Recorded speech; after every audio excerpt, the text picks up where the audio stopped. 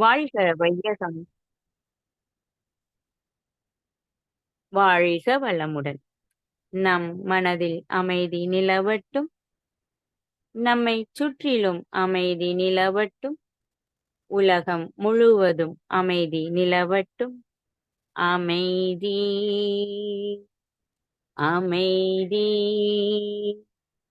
அமைதி.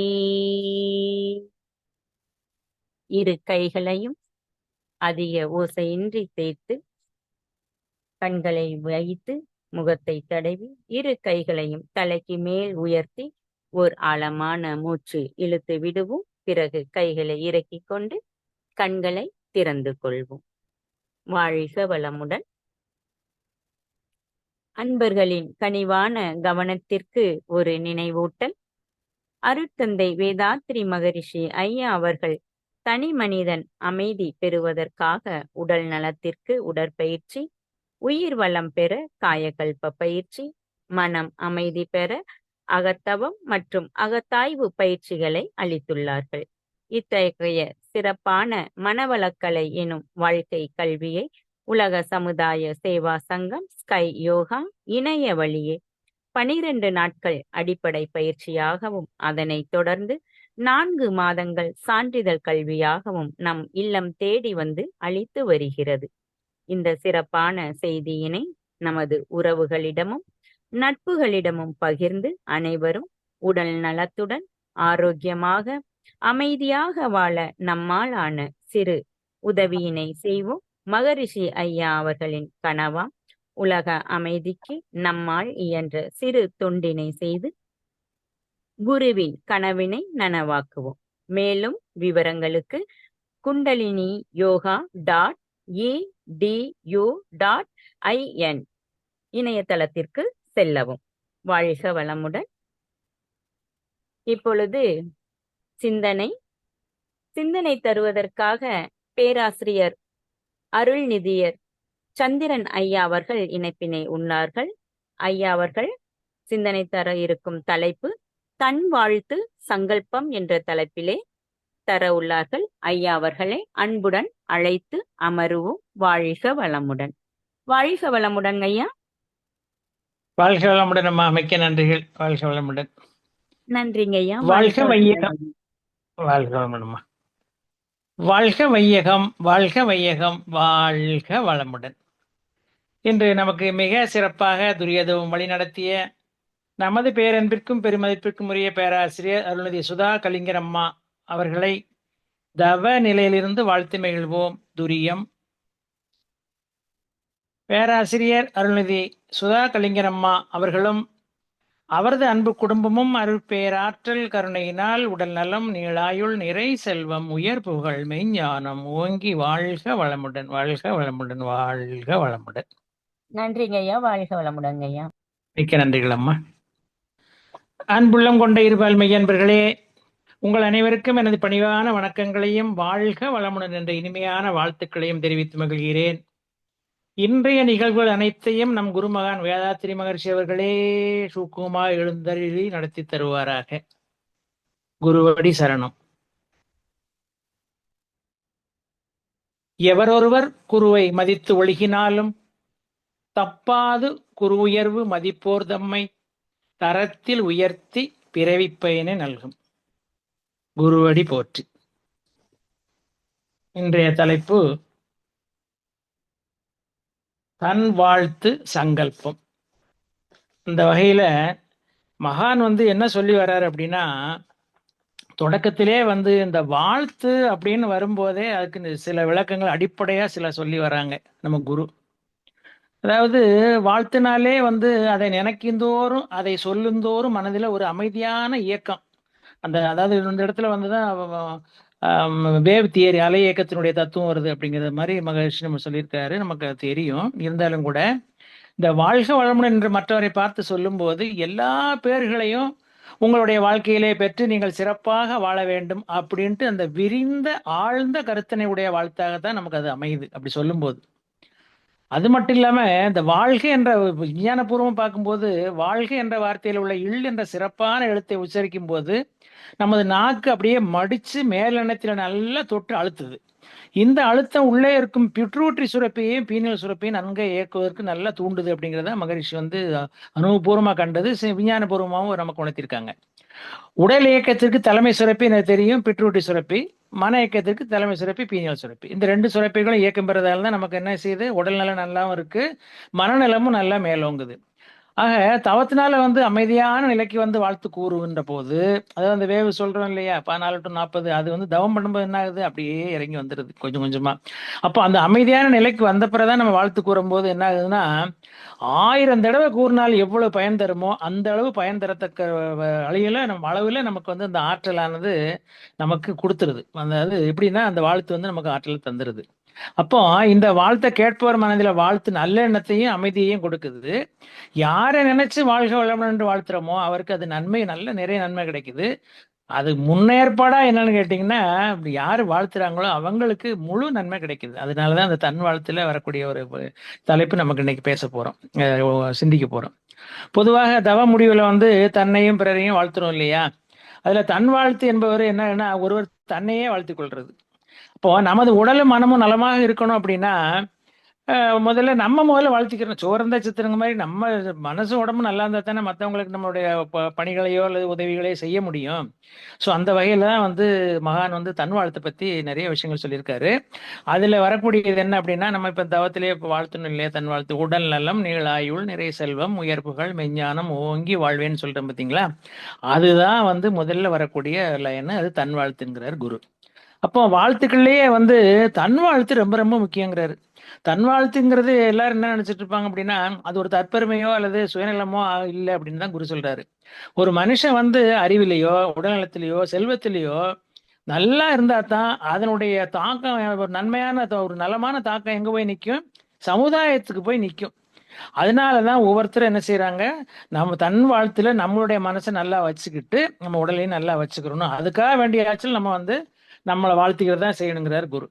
அப்போ தன் வாழ்த்து சொல்லும் போது கூட என்ன ஆகுதுன்னா, அதனுடைய பலன் வந்து எங்க போய் நிக்குது, சமுதாயத்தில் போய் நிக்குது. சமுதாயம்னு வந்தாலே அங்க என்ன ஆகுது, கடமை உணர்வு தான் அது. அப்போ முதலாவது அன்னைக்கு பாருங்களேன், ஒன்னா பிரிச்சு பிரிச்சு நம்ம கொஞ்சம் கொஞ்சம் பார்க்கலாம். இந்த உடல் நலத்தை பத்தி நம்ம சொல்றோம், வரக்கூடிய இது பண்ணும்போது பாத்தீங்கன்னா, முதல்ல உடல் நலத்தை பத்தி சொல்றாரு. அந்த உடல் நலத்துக்கு தான் வந்து மகான் வந்து என்ன பண்ணிருக்காங்க, எளிய முறை உடற்பயிற்சி கொடுத்துருக்காங்க. இருந்தாலும் கூட அதில் உள்ள உடல் நலத்துடைய நன்மைகள் தீமைகள் என்னங்கிறது நமக்கு தெளிவா தெரிஞ்சாலும் கூட, ஏற்கனவே தெரிஞ்சிருக்கோம். இருந்தாலும் அதுக்கு அடிப்படையா உள்ளது என்னன்னு பார்த்தா நம்மளுடைய உடற்பயிற்சி செஞ்சாலே போதும். அடுத்தாப்புல நீள் ஆயுள் அப்படின்னு சொல்லுது பாத்தீங்களா, நான் நீண்ட நாள் வாழ வேண்டும் என்றெல்லாம் நமக்குள்ள என்ன செய்யணும் நினைக்கும் போதே, அதுக்கு ஏத்த மாதிரி என்ன செய்யணும், நம்ம எண்ணத்தையும் செயலையும் வச்சுக்கிறணும். அப்பதான் வந்து அந்த எண்ணம் செயல் ஒழுங்கா இருக்கும்போது தான் நமக்கு அதனுடைய எண்ணங்கள் எங்க போய் நிற்கும், ஒரு பொறுப்புணர்ச்சி வரும். எப்ப பொறுப்புணர்ச்சி வருது, நீண்ட ஆயுள் நம்ம வாழணுங்கிற எண்ணம் இருக்கும்போது அந்த பொறுப்புணர்ச்சி வந்துருது. ஒரு மனுஷன் வந்து ஒரு முக்கியமான குறிக்கோளோட உலகத்துல பிறந்திருக்கான் இல்லையா, அப்போ என்ன ஆகுது, மகான் அடிக்கடி சொல்லக்கூடியது அப்படிதான். 6 அறிவு படைத்த மனிதன் வந்து மிக மேலோங்கி அறிவை பெற்றிருக்கிறான். 5 அறிவுக்கு உள்ள பிராணிகளுக்கு இல்லாத லெவல்ல ஆறாவது அறிவு வந்து அவனுக்கு நிறைய இடங்கள்ல வந்து அவனுக்கு மேலோங்கி நிக்குது. அப்படி மேலோங்கி நிற்கும் போது என்ன ஆகுது, அவன் வந்து இறைநிலையை நம்ம எங்க இருந்து வந்தோங்கிறத உணர ஆரம்பிக்கிறான். அப்படி உணர ஆரம்பிக்கும் போது அவனுடைய என்ன இருக்கு, அந்த இறைநிலையை உணரும் போது ஆட்டோமேட்டிக்கா அவனுடைய வாழ்க்கை வந்து இன்பமயமா இருக்கு அப்படிங்கிறது தான். அப்போ இந்த 6 அறிவோடு பிறந்த மனிதனுக்கு பிறவியின் நோக்கம் முடியணும் அப்படின்னு சொன்னால் அதுக்கு என்ன செய்யணும், கண்டிப்பா ஆயுள் வேணும். இப்ப பிறந்தாச்சு, பிறந்த உடனே போயிட்டோம்னா நமக்கு எத்தனை கடமைகள் இருக்கு. பிறவியின் நோக்கமே வந்து இறைநிலை உணர்தல் அப்படிங்கும்போது, இறைநிலை உணர்வா இருந்தா வந்து என்ன செய்யணும், ஆயுள் கண்டிப்பா வேணும். அப்போ மனிதனுடைய பிறவி பல காலமாக கருத்துடர் மூலமாக வினைப்பதிவாக தான் வந்திருக்கு. ஏன்னா ஒன்ன தொட்டு அப்படியே வந்துட்டு தான் இருக்கு. அப்போ அதுக்கு வந்து நல்ல எண்ணங்கள் நல்ல செயல்கள் வேணும் அப்படிங்கிறது தான். அதுபோல இப்ப இந்த வினைப்பதிவுன்னு வரக்கூடிய காலகட்டங்கள்ல எப்படி வருதுன்னு சொன்னா, நமக்கு அதாவது இந்த நீள ஆயுளுக்கு வந்து வினைப்பதிவு அடிப்படையா வருது. அப்ப அப்படி பார்க்கும்போது வினைப்பதிவுல எவ்வளவோ காரியங்கள் செய்ய வேண்டிய பதிவுகள் இருக்கு. அந்த பதிவுகளை எல்லாம் தீர்த்து புனிதப்படுத்தி கொண்டு, தூய்மைப்படுத்தி கொண்டு இறைநிலை அடைவதற்கு வந்து ஒரு கண்டிப்பா ஒரு குறிப்பிட்ட காலம் வரைக்கும் நம்ம அதை புனிதப்படுத்துறதுக்கான டைம் ஆகத்தான் செய்யும். அப்ப மனிதனுக்கு இருக்கக்கூடிய சாதாரண ஆயுளே போதும்னா, அது உடலை விட்டு பிரிஞ்சுன்னு வச்சுக்கோங்க, எந்த நோக்கத்துக்காக நம்ம பிறந்தோமோ அது வந்து கண்டிப்பா இடராது. ஷார்ட் பீரியட்லயே கிளம்பிட்டாங்கன்னு வச்சுக்கோங்களேன், அப்ப வந்த நோக்கம் நிறைவேறதுக்கு வாய்ப்பு இல்லாம போயிடும். அதுக்காக தான் நல்ல முறையில் ஆயுள் வந்து நீளத்தோட சுகத்தோட நல்ல ஆரோக்கியமா இருக்கணும் அப்படிங்கிறது நம்ம வந்து வாழ்த்துக்கிறோம். அடுத்தாப்புல வரக்கூடியது நிறை செல்வம்னு சொல்றாங்க குரு. இப்ப நிறை செல்வங்கிறது என்ன அப்படின்னா, ஒரு பெரிய நமக்கு ஏகப்பட்ட சொத்து சுகம் இருக்கணுங்கிறத மூட்டை மூட்டையா காசு பணம் இருக்குங்கிறத இல்லை, தேவையில்லை. அது வந்து செல்வத்தையோ பணத்தையோ குறிப்பதில்லை. தனக்கு வேண்டிய வாழ்க்கைக்கு வேண்டிய வசதி அளிக்கக்கூடிய எல்லா பொருட்களும் வேண்டும் என்ற அளவிலே மனதை இருத்திக் கொள்வதற்காக நிறையான செல்வம் வந்து ஒரு மனுஷனுக்கு வேணும். ஆனா அப்படி செல்வம் இல்லைன்னு வச்சுக்கோங்களேன், இந்த உடலானது என்னது, உடலை ஒட்டிய உயிர் இயங்கிய கொண்டு உடலுக்கு தேவையான நல்ல ஏக்கத்தை உண்டு பண்ண முடியாது. அப்ப கண்டிப்பா வந்து பொருள் தேவைதான், செல்வம் தேவைதான். அப்பதான் நம்ம வாழ முடியும். அது மட்டும் இல்லாம இந்த உடல் வந்து சோர்வு அல்லது பசி போன்ற துன்பங்கள் இருக்குன்னு வச்சுக்கோங்க, அதுக்கு வந்து நல்ல உடம்புல வந்து ஒரு சோர்வு வந்துட்டாலே அறிவு வந்து ஆட்டோமேட்டிக்கா மனசு சரியில்லைன்னு சொல்லுவோம் பாத்தீங்களா? அப்ப அறிவு வந்து என்ன செய்யும், நல்ல வேலை செய்யாது, மன வளம் அங்க இருக்காது. அப்ப அதுக்கு என்ன வேணும், கண்டிப்பா பொருள் வளம் நமக்கு கண்டிப்பா தேவைதான். அதுக்கு மேல ஒருபடி மகான் மேல என்ன போய் சொல்றாங்க அப்படின்னா, இந்த குடும்பத்துல சொல்றாரு, சகிப்புத்தன்மை விட்டு கொடுத்தல் தியாகம் அப்படின்னு பாத்தீங்களா? அதை மூணு நமக்கு கண்டிப்பா இருக்கும்போது, எந்த அளவுக்கு வந்து நம்மளை சுத்தி இருக்காங்க, நமக்கு சொந்த பந்தம் இருக்காங்களோ அவங்கள்ட்ட அந்த மூணு தன்மை குணங்களை நம்ம வச்சுக்கிட்டோம்னு சொன்னா நிச்சயமாவே வந்து அதிலேயே அது வந்து நமக்கு பெரிய சொத்து அப்படிங்கிறத மகான் சொல்லக்கூடியது. அதே போல நட்பு லைனுக்கு வராரு, உறவு போக நட்புன்னு வரும்போது எந்த அளவுக்கு வந்து அதனுடைய நட்பு வந்து உயரணும்னு சொன்னா கண்டிப்பா அதுக்கும் வந்து நமக்கு ஆயுசு கண்டிப்பா நமக்கு தேவை. அப்பதான் நமக்கு நண்பர்கள் நமக்கு என்ன செஞ்சாங்களோ அது நன்றி கடனா நமக்கு செய்யறதுக்கான வாய்ப்புகளுக்கும் காலம் தேவைப்படுது. அதுக்கும் நமக்கு வந்து பொருள் வந்து தேவைதான். காலம் மட்டும் இல்லாம பொருளும் கண்டிப்பா தேவை. அது போல உயர் புகழ்னு வரக்கூடிய காலகட்டத்துல புகழ்ங்கிறது எப்படினாலும் வரும், நமக்கு எப்படியும் இருக்கலாம் அது. ஆனா அந்த உயர் புகழ்னு ஒரு அட்ஜெக்டிவோட மகான் சொல்றாரு பாருங்களேன். அதாவது என்ன அப்படின்னா, உலகத்துக்கு நன்மையான காரியங்களே தான் செய்யணும். அப்படி செய்யும்போது அந்த எந்த மக்களுக்கு நம்ம நன்மையான காரியங்கள் செய்யறோமோ அந்த மக்களுடைய மனசானது நல்ல ஒரு நிறைவு பெறுது, சந்தோஷப்படுது. அவங்க வாழ்க்கையில வந்து நம்ம யாருக்கு உதவி பண்றோமோ அங்க துன்பங்கள்லாம் நீங்கிருது. அப்படி நீங்கும் போது அவங்க மனசுக்குள்ள ஒரு சந்தோஷம் பொங்கி வருது பாத்தீங்களா? பொங்கி வரும்போது நம்மள நினைக்கிறாங்க, யாரு உதவி பண்ணாங்களோ அவங்க நினைக்கிறாங்க பாத்தீங்களா? நினைச்சிட்டு அவங்க வந்து வாழ்த்து தர்றாங்க பாருங்க. அதுதான் வந்து நமக்கு கிடைக்கக்கூடிய புகழ்ங்கிறார் குரு. அதனால புகழ்ங்கிறது என்னன்னா, நம்ம விரும்பி பெறுவதோ இல்ல தானே ஏதேனும் ஒன்றை செய்து அது மூலமா வர்றதோ அப்படி நினைக்கிறதோ இல்லை அப்படிங்கிறாரு குரு. சோ அந்த வகையில நம்மளுடைய செயல் மூலமாக மக்கள் காட்டும் மனநிலை தான் புகழாக இருக்கும், அதுவே உயர் புகழாகவும் இருக்குங்கிறார் குரு. அப்ப அது மாதிரி இந்த உலகத்திற்கு, இந்த சமுதாயத்துக்கு தன்னை வளர்த்து காத்து எல்லா வசதிகளையும் அளித்து வரக்கூடிய சமுதாயத்திற்கு நம்ம செய்யும் கடமைகள் மூலம் இருக்கு பார்த்தீங்களா?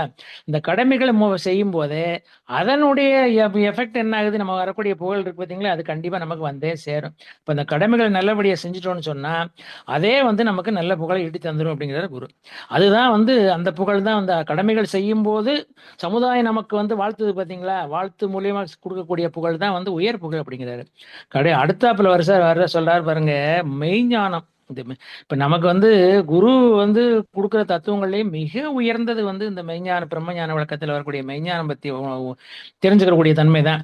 அதாவது மெய்ஞானம் அப்படின்னா இந்த மெய்ப்பொருள் வந்து என்ன ஆகுதுன்னா, அதை உணரணும் அப்படிங்கிறதுக்காக தான் வந்து இறைவன் வந்து நமக்கு 6வது அறிவை படைச்சு கொடுத்துருக்கான். தெய்வம்னா என்னங்கிறத உணர்றதுக்காக வேண்டியதான் கொடுத்துருக்காங்கிறது தான் குரு சொல்லி வராங்க.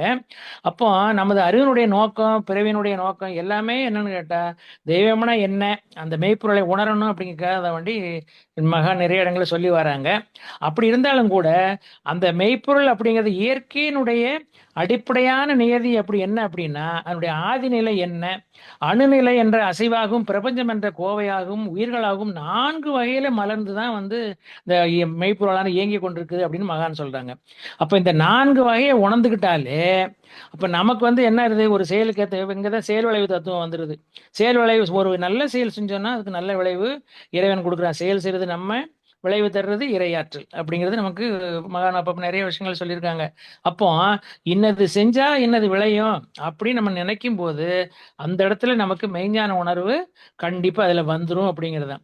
ஸோ அந்த வகையில நமக்கு வந்து இறுதியா வந்து பாத்தீங்கன்னா மெய்ஞானத்தை பத்தி மகான் வந்து பிரம்மஞான வழக்குகள் நிறைய சொல்லியிருக்காங்க. இப்ப இந்த வகையில இன்னொன்னு பாருங்களேன். இப்ப வந்து அடிப்படையில எல்லாத்துக்கும் வந்து அடிப்படை என்னன்னு பாத்தீங்கன்னா நமக்கு அடிக்கடி நினைக்கக்கூடியதுதான், இந்த அன்பு ஒண்ணு இருந்தாலே போதும். நமக்கு வந்து பிற உயிர்கள் இடத்துல காட்டக்கூடிய அன்பு இருக்கும்போது அதனுடைய தாக்கம் எங்க போய் நிற்கும்? நிச்சயமா வந்து நான் அன்பு உள்ளவங்கள்ட்ட நம்ம, அவங்க சப்போஸ் நம்மள தப்பு பண்றாங்கன்னா மன்னிச்சிருவோம். அது மட்டும் இல்லாம நல்லது நமக்கு செய்யறாங்கன்னா அவங்களுக்கு நன்றி சொல்லுவோம். சப்போஸ் அவங்க மனசு நோகாத மாதிரி நம்ம வந்து சாரி சொல்றோம்னு சொன்னா நமக்கு அந்த வகையில நம்ம வந்து அவங்கள மன்னிக்கக்கூடிய தன்மை அவங்கள்ட்ட வர்ற மாதிரி நம்ம அவங்கள்ட்ட சாரி சொல்லிடுவோம். ஆக இந்த பண்புகள் இருந்துட்டாலே நமக்கு இதைதான் மகான் வந்து நமக்கு இரண்டொழுக்க பண்பாடா கொடுத்துருக்காங்க. அப்ப இந்த பண்பாடு அப்படிங்க இருந்தாலே நமக்கு வந்து இந்த தன்மை அழுத்து அது ஆட்டோமேட்டிக்கா நம்மகிட்ட வந்து ஒட்டிக்கிறோம். இந்த வகையில பாருங்களேன், இந்த பண்பாடுன்னு வரும்போது ஒரு ஒரு நேரத்துல பாருங்களேன், ஒரு இடத்துல ஒரு சமயம் வந்து இந்த ஒருத்தர் ஒருத்தர் புகழ்ச்சின்னு வருது பாத்தீங்களா, உயர் புகழ் அப்படிங்கிறதுல. இந்த உயர் புகழ் சமுதாயம் தான் நமக்கு வந்து நம்மளை வந்து நம்ம செஞ்ச காரியங்களை நினைச்சு நம்ம புகழன்னு சொன்னோம். உயர் புகழ் அப்படிங்கிறது இங்க ஒரு சின்ன இடத்துல புகழ்ன்றதுல கூட அடியார்கள் இருக்கா பாருங்க. அடியார்கள்ங்கிறது என்னது சொல்லுவோம் இல்லையா அடிக்கடி. அதாவது இப்ப வாரியார் சுவாமிகளை எடுத்துக்கோங்களேன். வாரியார் சுவாமி அவங்களுக்குள்ள ஒரு போட்டி, அடியார்களுக்குள்ளே ஒரு போட்டி வந்த ஒரு சம்பவத்துக்கு ஒரு சின்ன உதாரணம். வாரியார் சுவாமிகள் வந்து நிறைய திருப்பணிகள் செய்வாங்க, நம்ம கேள்விப்பட்டிருக்கோம். அந்த வகையில் அவரை பாராட்டுறதுக்காக வேண்டி காஞ்சி மகா சுவாமிகள் என்ன செய்றாங்க, வாரியார் வந்து திருமணத்தை கூப்பிடுறாங்க. வந்த வாரியார் சுவாமிகள் என்ன செய்யறாங்க, நிலத்துல வந்து நம்ம பெரிய அவருடைய உடம்பு கொஞ்சம் கனத்த உடம்பு தானே. அப்போ கனத்த உடம்பா இருந்தாலும் கூட அந்த உடம்பு முழுக்க தரையில விழும்படி இது காஞ்சி பெரியவருக்கு முன்னாடி நெடுஞ்சான் கடையா விழுந்து வணங்கிய போது காஞ்சி பெரியவர் படக்குன்னு அப்படியே அவருக்கு ரொம்ப ஷாக் ஆகி போச்சு. உடனே பக்கத்துல இருந்த இவரை பார்த்து காரிஸ்தரை பார்த்து சொல்றாரு, இவரை நீங்க சொல்லலையா, இவர் விழுந்து கும்பிட வேண்டாம்னு சொல்ல சொன்னேனே அப்படின்ட்டு பக்கத்துல உள்ளவரை கடிக்கிறாரு. உடனே அவர் சொல்றாரு, நான் சொல்லிட்டேன்யா, இருந்தாலும் கூட வந்து இந்த மாதிரி செய்யறாங்க அப்படின்னு சொன்ன உடனே வாரியார் வந்து புன்முறுவலோட, அவர்கள் தங்கள் கடமையை சரியாக தான் செய்தார்கள். அதாவது என்னன்னா, அவர் என்கிட்ட நீங்க விழுந்து கும்பிடக்கூடாதுன்னு நீங்க சொன்னதை அவர் என்கிட்ட கொண்டுதான் வந்தாரு, நானும் என் கடமையை சரியாகத்தான் செய்தேன் அப்படின்னு முடிச்சாரு. உடனே காஞ்சி பெரியவா வந்து, இல்ல இல்ல, நீங்கள் வீர சைவர், கழுத்திலே சிவலிங்கம் போடுறவர், விழுந்து கும்பிட வச்ச சிவலிங்கம் தரையில் படும், அதெல்லாம் வேண்டாமேன்னு சொன்னேன்னு நிறுத்திக்கிட்டாரு. ஆக இந்த பலரால வணங்கப்படக்கூடிய வாரியாரின் கௌரவம் தங்கள் பிடிவாதமான மரபால் குறைந்து விட வேண்டாமை என்று பெரியார் நினைத்தார். சிறந்த மகானை வணங்குவதால் என்ன கௌரவம் குறைந்து விட போகிறது என்று வாரியார் நினைத்தார். இப்படி ஒருத்தருக்கு ஒருத்தர் பாத்தீங்கன்னா அடியார்கள் பிள்ளைகள் அடியார்கள் சொல்லணும், பரஸ்பரம் மரியாதை வந்து அவங்களுக்குள்ள ஒருத்தர் இருந்துட்டாங்க. அதே மாதிரி ஒரு முறை வந்து அங்கேயும் காஞ்சி பெரியவர் தான் வராரு, பக்தர்களுக்கு குங்கும பிரசாதம் வாங்கி கொடுத்துக்கிட்டு இருக்கிற சமயத்துல நீதியரசர் இஸ்மாயில் வராங்க, ஜட்ஜு இஸ்மாயில் அவங்க வர்றாங்க. பெரியவர் தமக்கும் குங்குமம் கொடுக்கும் பட்சத்துல மத சம்பிரதாயங்களை பெரிதிப்படுத்தாது பிரசாதத்தை ஏற்றுக்கொள்ளும் மனப்பக்குவத்தோட தான் அவர் வராரு. இஸ்மாயில் நீதியரசர் இஸ்மாயில் சட்டுன்னு உட்பக்கம் திரும்பி இது காஞ்சிபுரம் என்ன செய்றாங்க, சந்தானம் கொண்டு வா அப்படின்னு உத்தரவிடுறாப்புல. இப்ப சந்தானத்தை எடுத்து இஸ்மாயிலோட வழங்கியபடி சொல்றாரு, உங்க நாகூர் தர்காவில சந்தானம் தருவா இல்லையோ அப்படின்னு கேட்டாப்புல. ஆக இஸ்லாமிய மதத்தை சேர்ந்தவர் தன்னை மதிக்கிறார் என்பதற்காக தனது சம்பிரதாயங்களை அவர் மீது திணிக்கவில்லை யாரு, காஞ்சி பெரியவர். அப்ப அந்த கண்ணியம் வந்து எப்ப வருது, அங்க வந்து அந்த இரண்டொழுக்க பண்பாடு மகானுடைய தன்மைகள் தான் உள்ள அவர்கிட்ட ஊறி இருக்கிறதுனால அந்த பண்பாடு வந்துடுது. அப்போ அதே மாதிரி இன்னொரு சின்ன சம்பவம் கூட பாருங்களேன். தந்தை பெரியார் வந்து தெரியும் எல்லாருக்கும் நாத்திகர், அசைவ உணவுல வந்து ரொம்ப பிரியமா சாப்பிடக்கூடியவர். இப்ப அவர் இல்லத்துக்கு தமிழ் முனிவர் தெரியும், திருவிக்கா வந்து தங்குறாங்க. திருவிக்கா வந்து தீவிர சைவருங்கிறது தெரியும், கடவுள் பற்றாளரும் கூட. அதனால ஈவேரா வீட்டு சமையல் முழுவதும் சைவமாயிருது எப்போ அவர் ஈவிக்கா வந்த உடனே, திருவிக்கா வந்த உடனே. அப்ப அசைவத்தின் நெடி கூட வராதபடி கவனித்துக் கொள்கிறார் பெரியார். காலை எழுந்து திருவிக்கா பூஜை செய்வது வழக்கம் இல்லையா, அவர் பூஜைக்கு பூப்பறிக்க போனால் உதவிக்கு வந்து பூப்பறித்து கொடுக்கிறார் பெரியார். இவையெல்லாம் மனித நகரத்தின் மகத்தான அடையாளங்கள். இங்கதான் இடம் அந்த பண்பாடுங்கிறது. ஆக ஞானிகளிடம் புகழ்ச்சியும் இல்லை இகழ்ச்சியும் இல்லை, அங்க இருப்பது மனித நேயம் மட்டுமே சுத்தமா இருக்கு அப்படிங்கிறத நம்ம இதுல இருந்து நம்ம புரிஞ்சுக்க வேண்டியது. இதெல்லாம் சேர்த்து வச்சுதான் மகான் வந்து நமக்கு இரண்டொழுக்க பண்பாடை வந்து கொடுத்துருக்காங்க. அது போல இந்த நிறைய செல்வன் வரக்கூடிய இடத்துல மேலோட்டமா வந்து நிறைய செல்வன் என்பதை வந்து பணம் படைத்தவன் அப்படிதான் நம்ம பெரும்பாலும் நினைச்சிட்டு இருக்கோம். ஒரு சமயம் பாத்தீங்கன்னா கொஞ்சம் காசு பார்த்த ஒரு புது பணக்காரர் கடற்கரை ஓரமா ஒரு ஏக்கர் வாங்கி பங்களா கட்டிக்கணும்னு ஆசைப்பட்டாரு. உடனே தரையிடம் இடத்த காட்ட சொல்றாரு. அவர் என்ன பண்றாரு, காஞ்சிபுரம் செய்யாறு சாலையில நிலத்தை காட்டி வாங்குறீங்களான்னு கேட்கிறாரு. கடுப்பாயிட்டாரு பணக்காரரு. பீச்சுக்கு பக்கத்துல கேட்டா, நீ என்ன இங்க வந்து ஊர்களை கூட்டி வந்து ஒரு பொட்டக்காடை காமிக்கிறிய அப்படின்னு சொல்லிட்டு உடனே அப்ப சொல்றாரு, கொஞ்சமும் பதட்டமே இல்லாத அந்த தரகர் சொல்றாரு, நீங்க வேற கொஞ்ச நேரம் கழிச்சு பாருங்க, அடுத்த சுனாமி வந்தா கடலே இங்கதான் வரப்போகுதுன்னு சொன்னாராம். உண்மைதானே. ஏன்னா இப்ப உள்ள காலகட்டம் புவி வெப்பமடைதல் மூலம் பனிப்பாறைகள்லாம் கடல்ல மூழ்கி கடல் மட்டம் உயர்ந்து கடல் கரை கடந்து வரப்போவதை விளக்க கூட அந்த பயன்பாடு இந்த ஒரு ஒரு எக்ஸாம்பிள் இதுக்கு வந்தது. ஆக இது நமக்கெல்லாம் 4 வருஷத்துக்கு முன்னாடி 2020 நடந்ததுதான் அது. அப்பெல்லாம் பாத்தீங்கன்னா எத்தனை உயர் சேதம் கஷ்டங்கள். ஆக செல்வம் நிலைக்க நல்லதே செய்யணும், அது மட்டும் இல்லாம அளவோட தான் பொருள் சேர்க்கணும் அப்படிங்கறதா வந்து இதுல உள்ள மகான் நம்ம குரு சொல்லக்கூடிய ஒரு தத்துவம். அது மாதிரி மெஞ்ஞானம்னு வரக்கூடிய இதுல குரு சொல்லக்கூடியது பாருங்களேன். மத்த சித்தரும் சொல்லக்கூடியது கூட நம்ம இதுல ஒரு கணக்குல ஒண்ணு வச்சுக்கலாம். அதாவது நம்ம இது கேள்விப்பட்டிருப்போம். அகம் பிரம்மாஸ்மி அப்படின்னு அத்வைதம் சொல்றது இல்லையா? அதாவது நம்ம அனைவருமே கடவுள் தான் அப்படிங்கிறது. இப்ப அந்த வகையில மகரிஷி சொல்வது அதுதான். சக தெய்வங்கள் அப்படின்னு அடிக்கடி சொல்றாரு இல்லையா? ஏதோ ஒரு மாயையால அகங்காரத்துல சிக்கி பாவ புண்ணியங்களுக்கு ஆளாகி மாறி மாறி பிறவெடுத்து தடுமாடிக்கிட்டு தான் இருக்கும். இதுதான் 7 பிறவி தாண்டி போகுது. அதுக்காக தான் இப்பவே நல்ல செயல்கள் செய்யணும் அப்படிங்கிறது. அப்போ இதுல வந்து இப்ப பாத்தீங்கன்னா எப்படி மகான் வந்து நமக்கு வந்த நோக்கம் என்னவோ அதை நம்ம அடையணும்னா மேங்க எங்க இருந்து வந்தோமோ அங்க போய் சேரணும் அப்படிங்கிறதான்.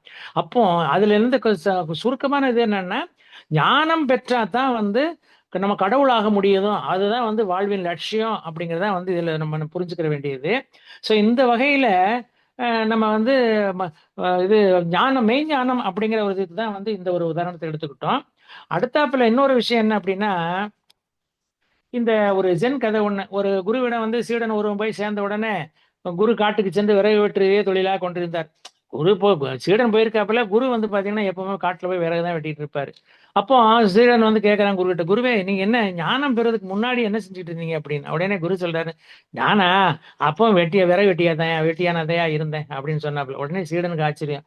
ஞானம் பெருமுன்பும் பெற்ற பின்பும் விறகு வெட்டியாவே இருக்கிறாரா? அப்படியானால் இவருக்கு அந்த ஞானம் எந்த மாறுதலையும் தரலையா அப்படின்ட்டு அவனுக்கு ஒரு சந்தேகம். உடனே குருகிட்ட கேட்டு விட்டான். உடனே குரு சொல்றாரு, இங்க பாரு, ஞானம் பெறதுக்கு முன்பும் பின்பும் நான் விறகு வெட்டியா தான் இருந்தேன். என் தொழில மாற்றமே இல்லை. ஆனா நான் மாறி இருக்கிறேன் இப்போ. புது மாறுதல் அல்ல, அதாவது புது மாறுதல் அப்படிங்கிறது என்ன மீன் பண்ணான்னா, புற மாறுதல். வெளிப்புறத்துல என்கிட்ட எந்த மாற்றம் கிடையாது. ஆனா அகத்துல எனக்கு மாறுதல் இருக்கு. முன்பு நான் காட்டுக்கு சென்று பட்ட மரங்களை வெட்டி கொண்டிருந்தேன். அப்போது அந்த நிகழ்வு இயந்திரத்தனமாக எந்த உயிரோட்டமும் எந்த ஆனந்தமும் இல்லாமல் நிகழ்ந்து கொண்டிருந்தது. இப்போது நான் காட்டிற்கு சென்று பட்ட மரங்களை வெட்டி கொண்டிருக்கிறேன். இப்போது எனக்கு இந்த செயல் ஒரு கொண்டாட்டமாக, ஆனந்தமாக, கூத்தாக தென்படுகிறது அப்படின்னு சொன்னாப்புல. அப்போ அதாவது புற மாற்றம் ஆக மாற்றங்கிறது. அதே மாதிரி இன்னொன்னு சொல்றாரு, முன்பெல்லாம் காட்டுல பறவைகள் கத்துவதாக தோன்றும். இப்போது அந்த பட்சிகளின் ஒலி சங்கீதமாக என் காதில் இனிக்கிறது. முன்பு நீரின் வீழ்ச்சியாக தெரிந்த அருவி இப்போது தண்ணீரின் நடனமாக தெரிகிறது. என்னை சுற்றி இருக்கும் எல்லாமே, இந்த உலகமே ஆனந்தமயமாக எனக்கு இப்போது தெரிகிறது. என் தொழிலில் என் நடவடிக்கைகளில் எந்த மாறுதலும் இல்லை, உண்மைதான். ஆனால் என் உள்மயம் ஆகம் மாறிவிட்டது. அதனால் உலகமே எனக்கு மாறிவிட்டது. ஆம், நம் மனமும் மாறிக்கொண்டுதான் இருக்கிறது. நிறைவை நோக்கி பயணிக்கிறது. மனவளக்கலையால் மகான் தந்த மகான் நமக்கு வந்து வேதாத்திரி மகரிஷி கொடுத்திருக்கிற தன்மைகள்லாம் பார்க்கும்போது நம்ம மனசுல எத்தனை மாற்றங்கள். மெய்ஞான விளக்கத்தை வந்து பேசிக்கிட்டே போகலாம். திருக்குறள் இது வள்ளுவ பிறந்தை கூட என்ன சொல்றாரு அப்படின்னா, இந்த புகழ் பத்தி, உரையர் புகழை பத்தி சொல்லும்போது அவர் கூட ஒண்ணு சொல்றாரு. உரைப்பார் உரைப்பவை எல்லாம் இறப்பார் கொன்று ஈவார் மேல் நிற்கும் புகழ். அதாவது வறியவர்க்கு கொடுத்து உதவி வாழ்கின்றவர்களின் ஈகை குணத்தை உலகத்தார் புகழ்ந்து பேசுவது இயல்பு அப்படிங்கிறாரு. ஆம், நாம் செய்கின்ற ஈகை, அதுக்கு உதவி பெற்றவர் வாழ்த்தும் வாழ்த்தே உயர் புகழ் அப்படின்றாரு நமக்கு மகரிஷி. ஏற்கனவே நம்ம சொன்னதுதான் அது உயர் புகழை பத்தி விளக்கம். அது போல இன்னொரு இடத்துலயும் கூட வள்ளுவ பிறந்த என்ன சொல்றாங்க அப்படின்னா, ஐயத்தின் நீங்கி தெளிந்தாருக்கு, இந்த மெய்யுணர்வை பத்தி வரையில, ஐயத்தின் நீங்கி தெளிந்தாருக்கு வையத்தின் வான நனியே துடைத்து. அதாவது மெய்ப்பொருள் பற்றி சிறிதும் ஐயம் இல்லாமல் அறிவில் தெளிவு பெற்றவருக்கு இவ்வுலகை விட மேல் உலகம் அண்மையில் உள்ளதாகும். அதாவது மகரிஷி என்ன சொல்றாரு, இந்த சுத்தவழியை பத்தி, சுத்தவழி சொல்றேன் பார்த்தீங்களா, அந்த அர்த்தத்துல வந்து திருக்குறள் அந்த வகையில போகுது. அதாவது இந்த உலகை விட மேல் உலகம் அண்மையில் உள்ளதாக கூடிய ஒரு ஃபீல் வந்து வந்துரும் அப்படிங்கிறத வந்து வள்ளுவ பிறந்தைக்கு சொல்லக்கூடியது. அதே மாதிரி இன்னொன்னும் கூட அவர் என்ன சொல்றாரு அப்படின்னா, இந்த அதாவது மெய்ப்பொருள் பத்தி வரக்கூடிய வழக்கத்துல, கற்றீண்டு மெய்ப்பொருள் கண்டார் தலைப்படுவர் மற்றீண்டு வாரா நெறி. அதாவது மெய்ப்பொருளை அறியும் வழியை உணர்ந்து தெளிந்தவரே மீண்டும் இவ்வுலகில் பிறவாத நிலையை அடைவர் என்கிறார் திருவள்ளுவர். அது ஒண்ணும் இல்லை, அது பிறவி, அதாவது பிறவா உலகில் மீண்டும் பிறவாத நிலையிலன்னு அர்த்தம். அடுத்த மறுபிறவி இனி கிடையாது. அப்ப நம்ம வாழும் காலத்திலேயே நம்ம செஞ்ச பாவங்கள் எல்லாம் கழிச்சுட்டோம்னு வச்சுக்கோங்களேன், நமக்கு மறுபிறவி கிடையாது இல்லையா? ஸோ அது மாதிரி இன்னும் வந்து இந்த உடற்பயிற்சி அவசியம் வந்து நமக்கு நிறைய மகான் வந்து சொல்லியிருக்காரு.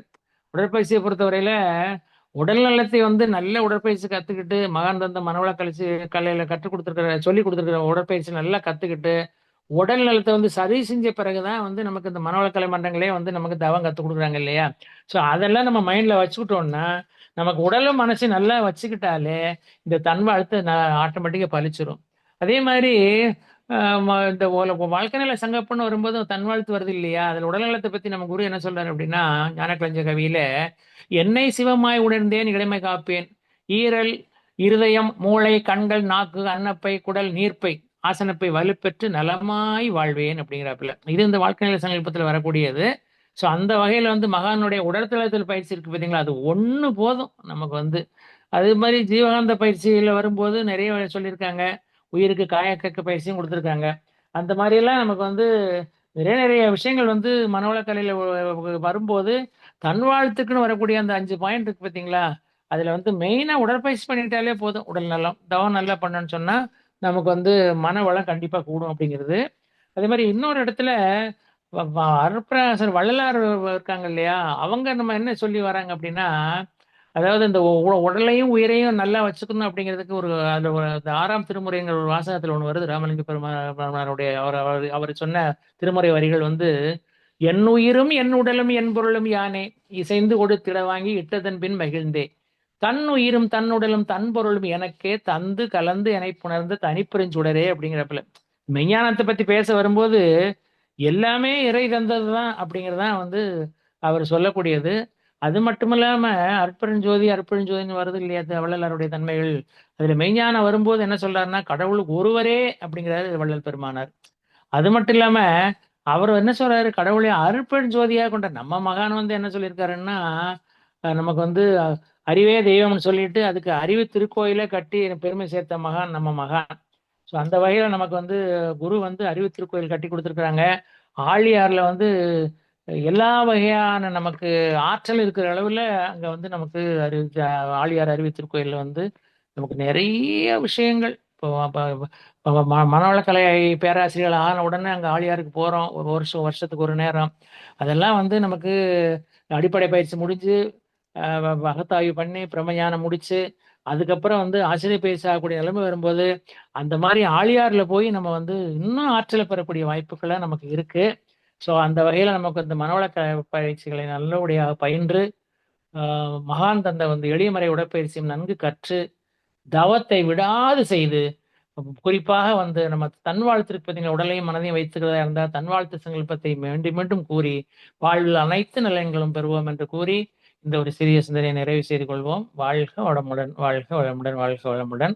வாய்ப்பளித்த sky digital solution online digital solutions பொறுப்பாளர்கள் அத்துணை பேருக்கும் இதுவரை செவிமடுத்த அத்துணை நல்ல உள்ளங்களுக்கும் என்னுடைய நெஞ்சார்ந்த நன்றிகளை தெரிவித்து இந்த ஒரு சிந்தனை உரையை நிறைவு செய்து கொள்கிறோம். வாழ்க வளமுடன், வாழ்க வளமுடன். மிக்க நன்றிகள் அம்மா. வாழ்க வளமுடன். நன்றிங்க ஐயா, மிக்க நன்றிங்க ஐயா. சிறப்புங்க ஐயா, சிறப்பான சிந்தனைங்க ஐயா. வாழ்க வளமுடன் அப்படிங்கிற சொல்லு வந்து மற்றவங்களையும் வாழ்க்கையில உயர்த்துது அப்படிங்கிறது. லா என்ற சொல் வந்து உச்சரிப்பு வந்து பீனியல் பிட்ரூட்ரி சுரப்பி வந்து நன்கு இயக்க செய்யுது அப்படிங்கிறதையும், தன் வாழ்த்து எந்த வகையில நமக்கு வந்து பலனளித்து சமுதாய வரையில போகுது அப்படிங்கிறதையும் சொன்னீங்க. அதே மாதிரி ஞானம் பெற்றவரோட அகத்தின் மாற்றம் அந்த கதையும் சிறப்பா இருந்ததுங்க ஐயா. இறுதியா வந்து வள்ளலார் ஜோதி பத்தி சொன்னீங்க. சிறப்புங்க ஐயா. ஐயா அவர்களை அனைவரும் வாழ்த்துவோம். பேராசிரியர் அருள்நிதிரே சந்திரன் ஐயா அவர்கள் வாழ்க வளமுடன். ஐயா அவர்களின் தொண்டு மென்மேலும் சிறந்தோங்க. வாழ்க வளமுடன். ஐயா அவர்கள் அருட்பேராற்றல் கருணையினால் உடல் நலம், நீலாயில், நிறை செல்வம், உயர் புகழ், மெய்ஞானம் ஓங்கி வாழ்க வளமுடன், வாழ்க வளமுடன், வாழ்க வளமுடன் ஐயா. மிக்க நன்றிங்க ஐயா. வாழ்க வளமுடன் ஐயா. தினசரி நிகழ்வுகள் பற்றிய அறிவிப்பு. காலை 5 மணிக்கு மகரிஷி ஐயா அவர்களின் பாடல்கள், 5:30க்கு தவம், 6 மணிக்கு காயக்கல்பம் மற்றும் உடற்பயிற்சி அனைத்தும் ஆடியோ அண்ட் வீடியோவில் நடைபெறும்.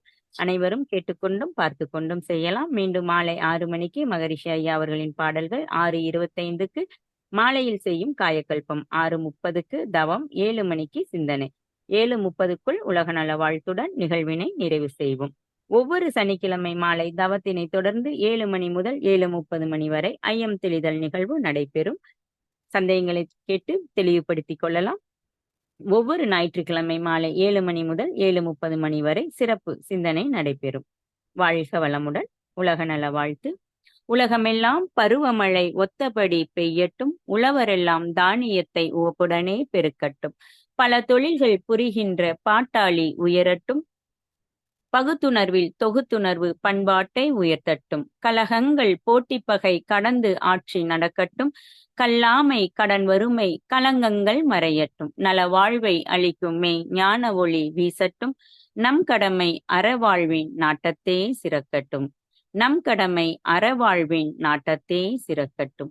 நம் கடமை அறவாழ்வின் நாட்டத்தே சிறக்கட்டும். வாழ்க வையகம், வாழ்க வையகம், வாழ்க வளமுடன். மன மகிழ்வோடு இந்த நிகழ்வினை நிறைவு செய்து கொள்வோம். மீண்டும் நாளை காலை அமர்விலே சந்திப்போம். வாழ்க வளமுடன். வாழ்க வளமுடன். மிக்க நன்றிகள் அம்மா. வாழ்க வளமுடன். வாழ்க வளமுடன். நன்றி.